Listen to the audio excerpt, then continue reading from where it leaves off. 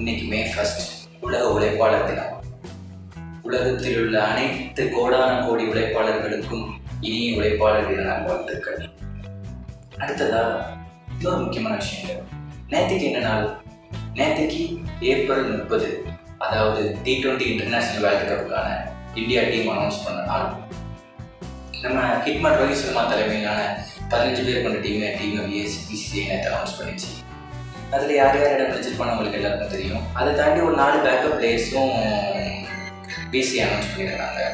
அதாவது 15 பேர் ரோஹித் சர்மா தலைமையிலான 15 பேர் யார் யாருன்னு வெயிட் பண்ணிருப்பாங்க.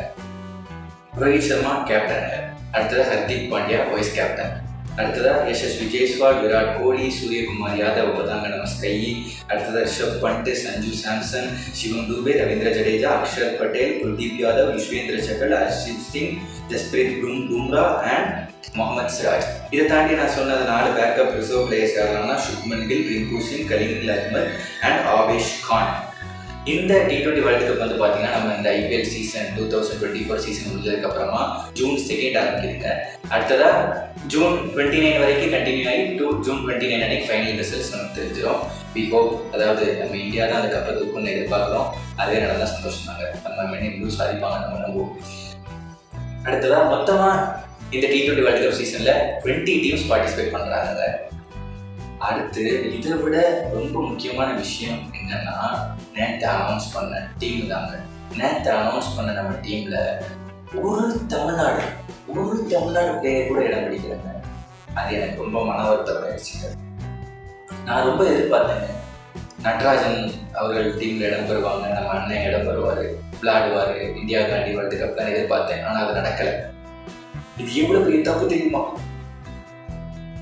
ரொம்ப கவலை ஆயிடுச்சு. இப்போ இதே விஷயத்தை பற்றி நிறைய பேர் இன்னைக்கு பேசியிருக்காங்க. தமிழ்நாடு ஃபுல்லாக கிட்டத்தட்ட ஒரு ப்ரொட்டஸ்ட் ரேஞ்சுக்கு அது எப்படி நீங்கள் நட்ராஜனை எடுக்காம விடலாம்னு சொல்லிக்கிற லெவலுக்கு எல்லாரும் பண்ணிக்கிட்டு இருக்காங்க. யார் யாருன்னு குறிப்பாக வந்து பார்த்தீங்கன்னா, நம்மளோட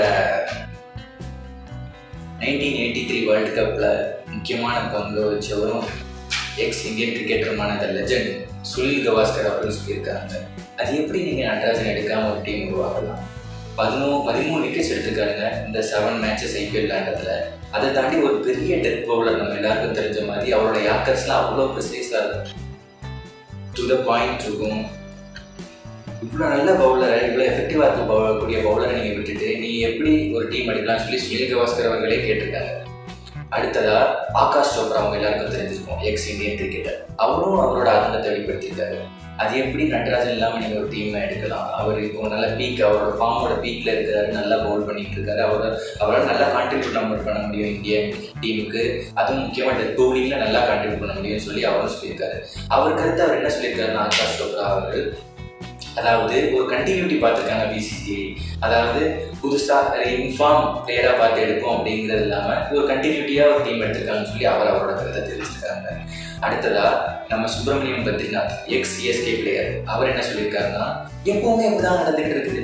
அதாவது ஒரு தமிழ்நாட்டு பிளேயர் ஒருத்தர் பெர்ஃபார்ம் பண்ணால் டபுளாக பெர்ஃபார்ம் பண்ணாதான் அவனோட டீமில் எடுக்கிறாங்க. இதே மற்ற ஸ்டேட் பிளேயர்ஸ்லாம் பார்த்தீங்கன்னா அவங்க பெர்ஃபார்மன்ஸ் பொறுத்து எடுக்கிறாங்க. அதை கம்பேர் பண்ணும்போது தமிழ்நாடு பிளேயர்ஸ் தான் அவங்களோட பெர்ஃபார்மன்ஸ் டபுளாக கொடுக்க வேண்டியிருக்கு அப்படின்னு சொல்லி அவரோட ஆதங்கத்தை வெளிப்படுத்தியிருக்காரு. இதெல்லாம் தாண்டி நம்மளோட சுப்ரீம் ஸ்டார் சரத்குமார் அவர்களும் அவரோட ஆதங்கத்தை வெளிப்படுத்தியிருக்காரு. அதாவது நீங்கள் கொஞ்சமாச்சு ரீகன்சிடர் இருக்கணும். BCCI எப்படியாச்சும் நட்ராஜனை டீமில் கொண்டு வந்து அவரோட கான்ட்ரிபியூஷன் இந்தியன் டீமுக்கு ரொம்ப தேவை. அதாவது இந்த வாட்டி வேர்ல்டு கப் வந்து பார்த்தீங்கன்னா வெஸ்ட் இண்டீஸ் அண்ட் யுனைடெட் ஸ்டேட்ஸில் நடக்குது. அதுக்கு அவரோட பங்களிப்பு ரொம்ப அவசியம்னு சொல்லி நம்ம சுப்ரீம் ஸ்டார் சரத்குமார் அவர்களே சொல்லியிருக்காரு, நம்ம நாட்டாமை அவர்களே.